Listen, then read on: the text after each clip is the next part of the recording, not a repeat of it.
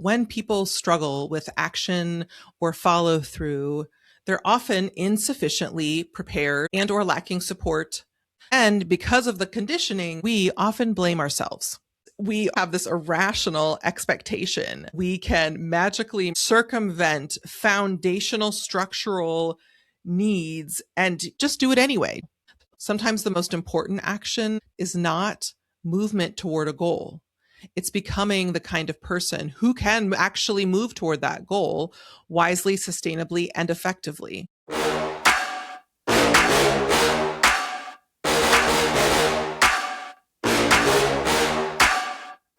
You're listening to the Joyous Justice podcast with award-winning social justice leader and coach, Kohenet April N Baskin. Let's journey into the realms of love and liberation together, dissolving internal barriers and deconstructing systemic oppression from the inside out. Whether you're leading change in an organization or your own life, your next step to advancing joyous justice starts here.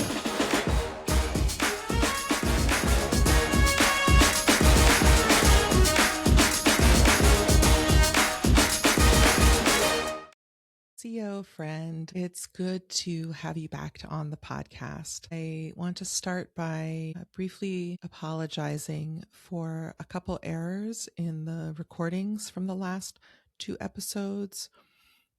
The first mistake was corrected. So 2 or 3 episodes back, a wonderful, amazing, and also human team member of mine, because I wasn't clear about which version was the final version of the podcast episode, they accidentally uploaded an unedited version or a very mildly edited version of the podcast episode. And I think somewhere between 5 and 12 people listened to that. If you are one of those loyal podcast listeners who caught that episode, I apologize and know it was replaced with a cleaned up, fully edited version the following day. So that's available now. And then in the recent episode, hopefully it was a subtlety that people didn't notice, but we used some of the automatic editing features to try to help us save time with the editing process. And some of my words got a little choppy and cut off. So if you're someone who's sensitive to that kind of thing and you noticed, we apologize. We were testing something out and I didn't realize that those edits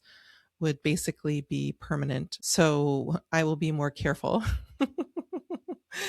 and just go through the episode by hand next time, mostly for the most part. So thank you for your patience with that if you caught any of those errors. And I'm eager to get into this episode. So this is now part 2 of breaking down and explaining our society's overfixation on this narrow definition of action. And I want to share more analysis and perspective to build out this case and hopefully in so doing help to give you more of a resourced and spacious understanding and hopefully help to water seeds of insight around some challenges you may be facing that is beyond just you need to act, you need to take action, but also some of the other dynamics that you might be tracking but not fully. So I'm hoping that this offers fertilizer to your mind and perspective on this and related subjects pertaining to action and execution. The one thing I do want to make sure to say before I continue forward is if you are just tuning in and you haven't been tuning in for a while, this is part 2 of a 2-part series around the reasons why action is overemphasized and alternative ways to orient to action. And so you will definitely want to go back and listen to part 1, the immediate prior episode. And then this episode will both make more sense and you'll be building from strength to strength. So let's dive in. Really just picking up from where I left off. So I left off roughly of talking about various kinds of scenarios where the narrow definition of action, like take concrete, tangible action toward what you want, isn't necessarily the next step or is missing a variety of different things, such as We'll recap a little bit here, just a little. Let's see, a clear and accurate perception and or acceptance of the facts of the circumstances or reality of the situation. They may be missing some general awareness about the issue at hand. More deeply, you might be missing some key bits of analysis and deeper understanding that if you had that, it would be more clear about how to operate or how to navigate. And therefore, if you had that clarity, it would be easier for you to take action in a given system or challenge or opportunity if you understand it more clearly. And let's see, I covered a couple other examples or possibilities where something is needed beyond just simply action. For instance, healing and emotional readiness. I'm not sure if I covered this one in the last episode, but you might need time to speak to the truth of your experience in a confidential context, process it yourself, but often it's very helpful, whether it's professional support or a trusted ally or friend, to get some healing around this, meaning getting to express the truth of your experience, honor some of your emotions around it, give them space to move through you, through writing, through embodied practice, through art, through any number of a variety of different means. As I often say, and I realize I say that a lot, but still, as I often say, I believe that based upon my analysis and understanding, there are some core elements and ingredients to effective healing. And many people think they have the healing modality. And I'm honored to have been given access to some of those different modalities. But my personal perspective and professional perspective is that there isn't any one thing. I do think that there are some key principles and enduring insights about healing across the board that need to be accounted for. And I also believe there's a variety of tools and modalities that work for different people in different seasons that can be similarly or equally effective. And so here I also sort of continue with this point about healing and emotional readiness. Oh, I think maybe I did talk about this. So somebody, if you're carrying grief, burnout, unhealed harm, also known as trauma, exhaustion, chronic overwhelm, any one of these sort of larger accumulated experiences, energetic experiences, trying to function on top of that without honoring that and reconciling that and working with and moving that energy and or transforming it, it can be hard to take action. And there were other examples I gave too. Oh yeah, there was one more key one. One of the variables that I talked about, that I lifted up, that is missing in this constant obsessive focus, the metronome, act. What gets missed is also that frequently we need some support from someone else, from either a team of people. It's what we're doing is actually a 2 or 3 or 4 person job, or it might be a mostly solo job, but that needs some additional support and insight from other people who are inside or outside of the situation. You just might need a phone call or two to get some additional perspective that resources you to then be able to take action effectively in ways that honor your awareness and the various factors you're accounting for and or various needs that you might have. So that's a quick synopsis of some of what we covered in the last episode to give a little context to this next piece that I wanted to speak to, which is, so when people struggle with action or follow through, they're often insufficiently prepared and or lacking support, missing a key awareness, or operating in conditions that make effective and sustainable action far more difficult and less likely. And because of the conditioning that most of us have received, they and or we often blame ourselves, which is just not great. How's that for some powerful analysis? Not great. I'll say a little bit more about that, which is that the blame is counterproductive because it's not an accurate understanding of the situation. And often we are under-resourced. And often we know that, but we just think irrationally, although we aren't always aware that it's irrational because so many of us were conditioned this way to just do it anyway, and we should just be able to figure it out. And yes, while we are miraculous, magical beings, and I want to be talking about that more publicly and throughout Joyous, it is in a lot of Joyous Justice's programming, but I want to talk about it more publicly. It's not in what actually is an irrational. So, oh my gosh, that's a whole separate episode about how we are conditioned to have this irrational expectation that we can magically, miraculously circumvent foundational structural needs and key resources to take action, that just do it anyway, just make it happen. Just grow this tree without a seedling for the tree, without the proper nutrients in the soil, without proper sunlight. Like, that's so irrational. And yet, again, for another episode, we're not going to get into this right now.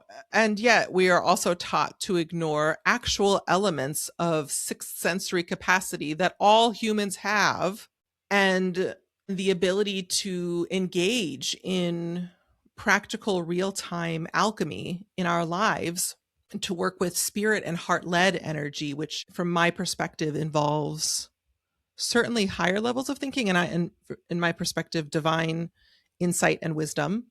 So we've been conditioned that that's irrational when it's not.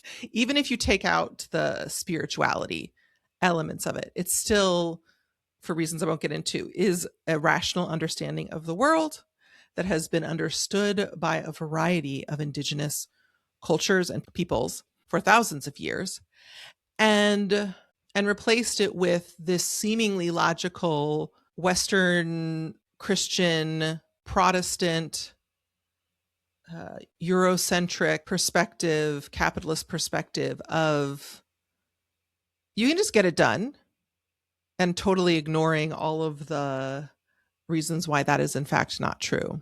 It's interesting to think about how there's elements of classism. When I say it that way, it brings up a whole other angle of it. But let's stick with the notes I originally wanted to cover for this episode.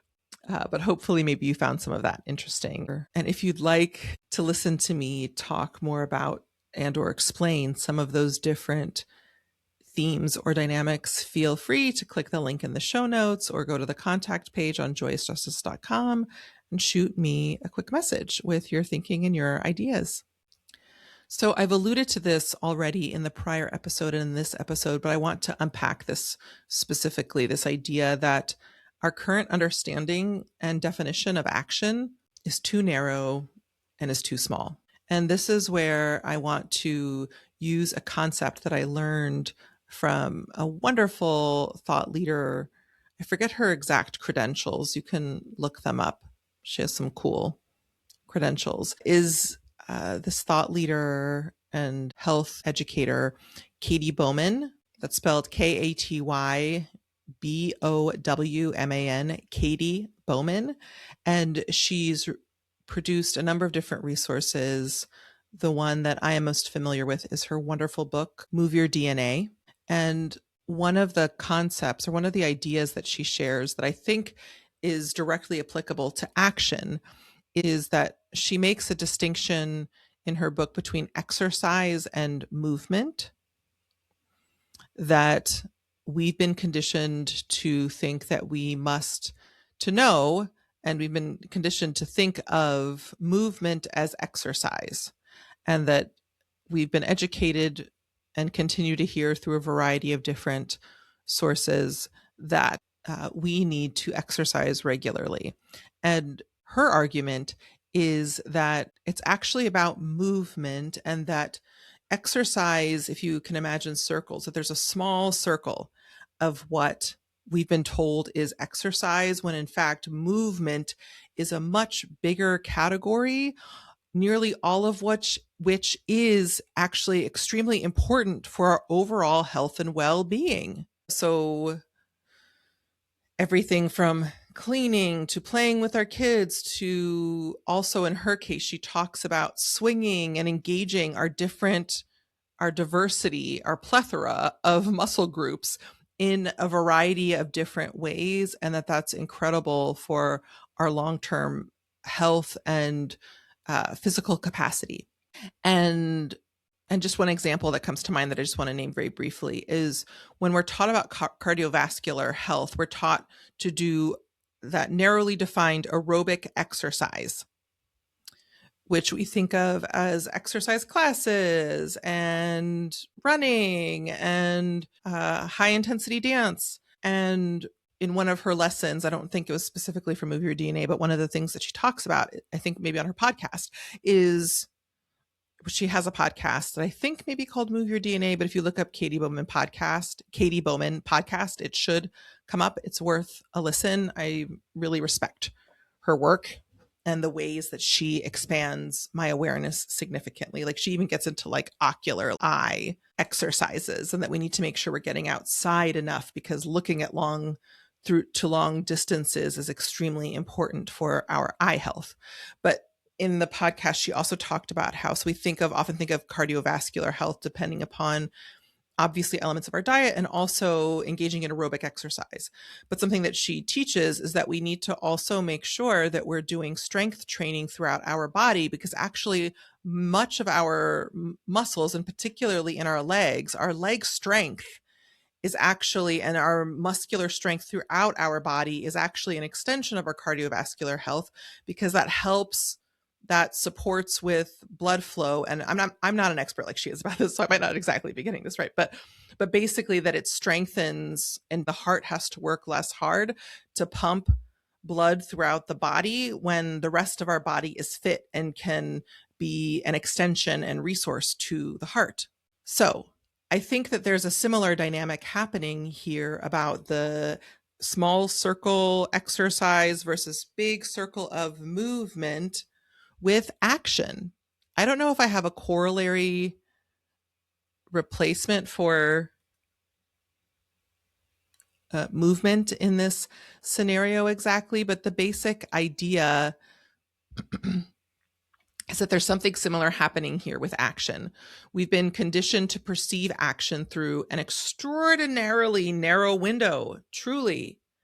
When most people hear the word action, they think of the narrow definition of action they've been given that is related to production, external, concrete progress, improvement, or specific limited actions toward that. So you're going to give a presentation, so people would consider action preparing for that presentation, to the exclusion of so many other things. And so what gets overlooked in this scenario is that many of the activities that create meaningful change or facilitate meaningful change in action often aren't included as action, but those are often actions too. Why aren't they included? We need to diversify and expand. I feel like all of a sudden, as I'm talking about this in real time, I'm realizing that, this is kind of like DEI, but for action, we need to give the underdog some love, not just because they're deserving of love, but because we need them. They're essential for our well-being and sustainable success. So what did I actually have here in the outline that I was hoping to say? Let's see. Yeah, basically what I said. What gets overlooked is that many of the activities that create meaningful change and action don't look like action according to our cultural and or conditioned definition. And so the hidden assumption here is that action only counts when it's visible, measurable, and externally observable. But here's the thing, friend. That's not how transformation actually works. There is often a causal chain of actions that often don't get called action that precedes visible, clear action in the narrow definition as it's defined by our society. A person learns something they didn't previously understand. That learning changes what they notice. What they notice changes how they interpret and understand reality or their circumstances. And that shift in perception influences their decisions. Those decisions shape their actions, and those actions eventually produce different outcomes. The same is true with healing, support, capacity, and the other list that I ran through toward the top of the episode. People often focus on the moment someone finally acts while ignoring the conditions and the work to establish those conditions that made that action possible. The tension here is that we celebrate the visible expression while overlooking the socially invisible development, resourcing, and work that preceded it. And the overlooked insight here is that many of the things we dismiss as quote unquote not doing anything are actually the processes, or not productive, maybe that's a better way of saying it, are actually, because it's not the simple, straightforward, concrete action, are actually the processes through which effective action becomes possible. Sometimes the most important action taking place is not movement toward a goal. It's becoming the kind of person who can actually move toward that goal wisely, sustainably, and effectively. These are not separate from transformation. They are often central, pivotal activities, the very activities that make relevant, strategic, and impactful action virtually possible and also virtually inevitable. So moving into the next part of what I'm hoping to cover with you, we've been taught to focus on action when we should be paying much more attention to agency and capacity. Agency, at least as I use it in the context of my work in Grounded and Growing with the Shema framework, that's SHEMA framework. And yes, for my Jewish and or Jewish adjacent friends who are listening, yes, like the Shema prayer, but also not like it, but inspired by it in part. So at least as I use it in regard to the Shema framework in my Grounded and Growing program, agency refers to. And so I guess as I think about this circle, oh yeah, so going back to the Katy Bowman piece. So similar to Katy Bowman's small circle exercise, much larger circle surrounding it movement, to me, action is the small circle in a broader circle of agency, as I define it in the context of my Grounded and Growing program, and specifically the A in the Shema framework, is authentic, agile empowerment, a sense that one has control over one's life and actions, as opposed to how it's similarly but slightly differently defined by the mainstream as the capacity to act independently, exert power, and or achieve a particular outcome. And all the different elements and resourcing and variety of connections that facilitate that. So one among many questions that agency might ask is, am I inhabiting my power? Another could be, am I in alignment with my authenticity, and am I operating from intention and full ownership of my power to choose my orientation, which is a part of agency, a part of that broader definition, power to interpret, power to act, the power to influence and affect in a variety of different ways. Am I intentionally choosing my orientation and response?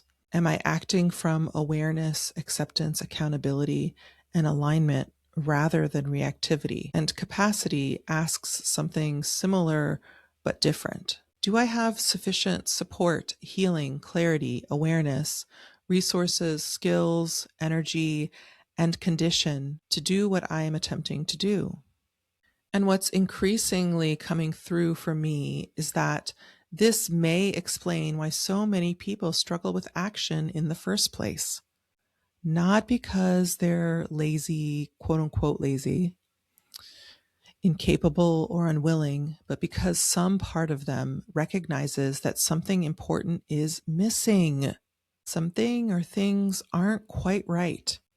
They personally don't feel ready. And yes, there are times when we need to move through hesitation, but also there are many other times when what we're calling hesitation is actually intuition or just mental insight, accurately recognizing certain dynamics related to the circumstances, that it's our perspective and mind noticing correctly the reality of the situation. And what can be tricky at times is that sometimes people may not consciously know what's missing, but they can sense that something is off.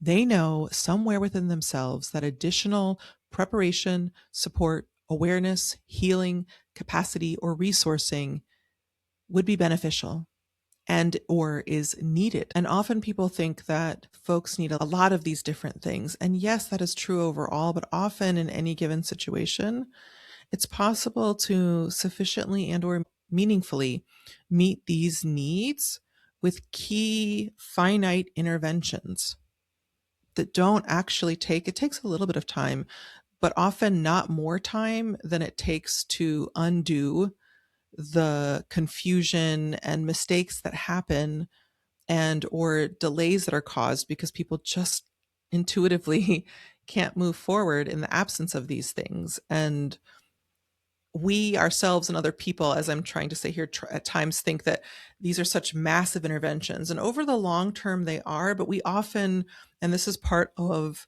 the intelligence and strategy of my different Joyous Justice programs, is that I've identified some key strategic, highly efficient interventions that help people effectively and relatively swiftly get their needs met so they can embody their agency and take any number of actions with greater clarity, intentionality, confidence, and efficiency. Efficiency becomes more possible when we are properly resourced and have our needs met or more effectively met. Part of what we do at Joyous Justice is help people and leaders more effectively surface what is actually needed and begin resourcing it skillfully, sometimes in expected ways, and sometimes and often in unexpected ones that people often find relieving, interesting, and or delightful. And what I've repeatedly found is that when people strengthen their capacity, discernment, readiness, alignment, and agency, and these things often can happen through the same practices, can achieve a lot of these different things. So it's not a linear process. It's often an emergent and multifaceted effort, which is quite cool to see how these interventions bloom in my clients' lives and leadership. But as I was saying before, I just have repeatedly found with myself and my clients that when we strengthen an individual or leader's capacity and agency in terms of resourcing their discernment, readiness, and alignment, that effective action often becomes a natural next step. My clients rarely struggle with action across my different programs because we're actually dealing with the root cause of that would lead them to struggle with their action. But since we're actually helping them and resourcing them to be able to, with dignity and skill and humanity, honor the truth of their experience in terms of legitimate concerns or challenges they have or are facing, that once those are very well resourced and people feel and are truly supported and are getting their different multifaceted needs met, then they're able to take the action they need to take, and they want to take it. Most people want to move forward and take action, but they're struggling not because of a lack of commitment, but because of a lack of resourcing and proper preparation,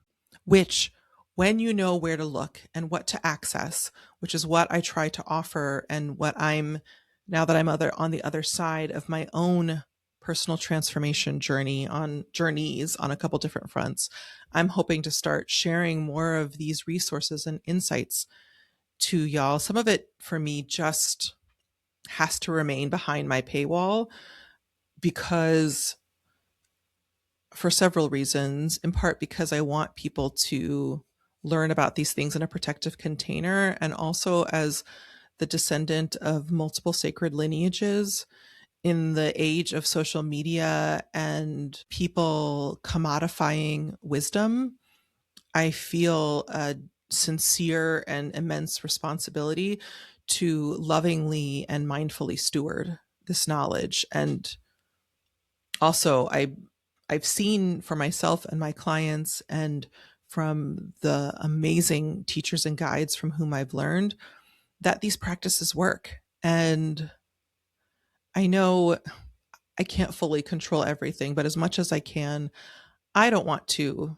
I don't want some of this insight and wisdom getting in the hands of people who I think are ill prepared to steward it and or may manipulate it toward outcomes that I don't want to support. And because I know it's effective, I'm careful about some of those pieces. But for several years when I was running my business, for multiple different reasons, I overcorrected for that and have been much more withholding, and I'm finding more of the balance there. So hopefully on this podcast and through uh, various means through which I communicate, my Joyous Justice Weekly email list, which I encourage you to sign up for if you haven't already. You can go to joyousjustice.com and click on a couple of the links, and you can see places to sign up for our regular email newsletter. We have blog posts coming out, and perhaps other opportunities to come in the future. I'm also creating some more accessible offers. I'm going down a little bit of a rabbit hole here, but in case you had any questions related to some of these themes related to Joyous Justice, hopefully that's provided some additional insight. I'm quite passionate about it, if that wasn't self-evident. And by it, I mean amazing, wonderful, beautiful humans being effectively, powerfully, properly, and abundantly resourced to live their best and most impactful lives in the service of collective liberation and joy. Maybe I should have said that with more excitement, but I was being earnest, y'all. Let's get back on track. I have additional things I wanted to say. Okay. So this argument isn't about action. It's an argument against our society's capitalist obsession with a narrow and highly limited understanding of action. It's an argument against treating action as the primary driver of transformation while neglecting the conditions that make that transformation possible. An extremely narrow understanding of action, one that is disconnected from awareness, a clear picture of reality, adequate support, discernment, and preparation, inevitably contributes to reproducing many of the very problems we've been trying to solve. And I think this is a major reason so many people feel stuck or feel like they're spinning their wheels or like they're working incredibly hard without making the progress they'd hoped for. They and or you and or we often are not properly equipped or not as equipped as you could be to engage in the much wider range of actions and practices that would better position you both now and moving forward. And we see this everywhere in leadership, healing, social and racial justice and liberation work, organizations, and relationships. Many people don't need more pressure, somebody telling them they need to take action, just do it. What they need are better conditions to be more prepared, to have more capacity. And by more capacity, I mean get the resources and practices they need to regain access to capacity that it had been diminished temporarily in the absence of getting their needs met. But as we get our needs met, we regain, we experience reemergence, we experience a reclaiming, a reclamation of our broader capacity. As I often say, we human beings are incredibly, especially in our adult forms and also our younger forms too, incredibly powerful, but because of systemic oppression around young people, which is one of the worst and still largely not examined enough forms of oppression, is young people's oppression. So not young people are incredibly brilliant and talented and evolving, but because there's so much oppression on them, it's hard for them to access it. And we as adults still have oppression, but not as much as young people. Anyway, I'm getting on a whole other track. The point is that many of these conditions that facilitate immense success, progress, and more relatively effortless action are far more within reach than we've been taught or led to believe. Oh my gosh, y'all, I made it to the closing. Oh, I'm so proud of myself. Yay. So perhaps the deeper question isn't, how do I take more action? Perhaps the more effective and better question is, or an improved question is, what conditions would make wise, aligned, and effective action more possible, more easeful? Because action, and especially effective and intentional action, is often a result of other actions and measures that preceded it, not the key variable. The key variable are those other elements of preparation and resourcing. And the more skillful we become at cultivating agency, capacity, wise discernment, accessing and receiving support, cultivating our awareness, and establishing and maintaining our ethical and energetic alignment, the more possible meaningful transformation becomes. So that's it for now, y'all, on this topic. Thank you so much for joining me.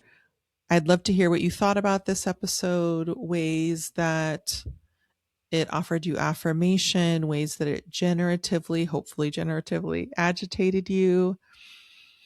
There's a link at the top of the show notes for all the episodes that you can click and fill it out, and it sends me an email. And you can use it on, I believe, most of the platforms. So access that, or you can just go to the contact page on my website. All right. Let's see. Is there anything else I want to say here? Is there a blessing of sorts I can think of as I said this recently at a gathering,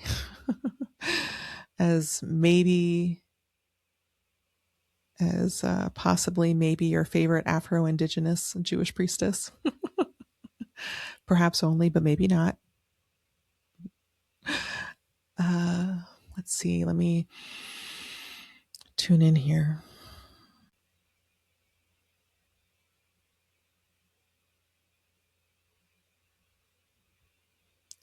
May these 2 episodes give you an expanded sense of what is possible for you, and also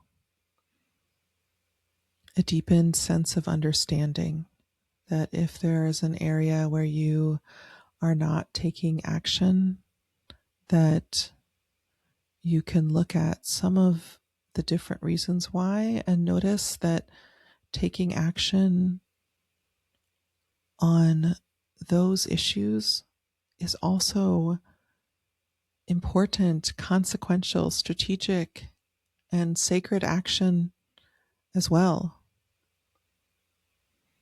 and is especially important because it impacts your living and your leadership. I'm realizing I'm going to switch modes for my dropped-in state a little bit and say that I have a new offer too that might be helpful here. You can access it on my website under our services or work with us tab. And the offer is Expert Ally on Call. It's a 60 to 90 minute session. You can choose the length, one-on-one session with me. So if this episode was helpful to some extent, and you're looking how to apply in a very, not just theoretical, but practical for your situation. So yes, now you understand that you're struggling around taking action or struggling to perhaps take the courageous or strategic action you aspire or want to take, or maybe you're even clear on what it is, but there's just a wall of awful you can't seem to get over or a barrier that's in the way, I'm happy to hop on a call. You can head over to, I think it's something like joyousjustice.com/expert-ally, expert ally on call. And you can set up a 1-hour session with me with no obligation, no planned sales pitch on it, just me providing value to you to get you more resourced and affirmed and prepared in the ways that make sense for you. So I'm excited to start marketing this more and amplifying it. And I think it's relevant for this episode. So if you are looking for support and it's not clear who in your network would be a good person to call and you think I might be helpful, then you're welcome to reach out, and it would be truly an honor and a joy to be in your corner. So with that, I wish you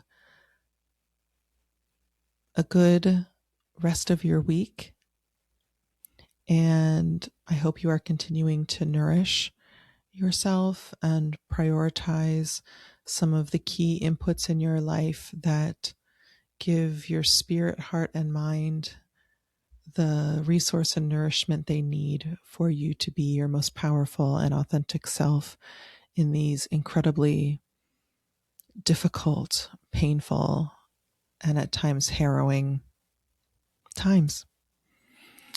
So more soon, and much love, and I will see you in the next episode. Until then, take good care. Shalom. Thanks for tuning in. To learn more about Joyous Justice LLC and how you can work with April, check out the info in the show notes or visit joyousjustice.com. If you enjoyed this episode, show some love. Subscribe or leave a comment wherever you're listening. Tell your people, share what you're learning, stay humble but not too humble, and keep going, because the future is ours to co-create.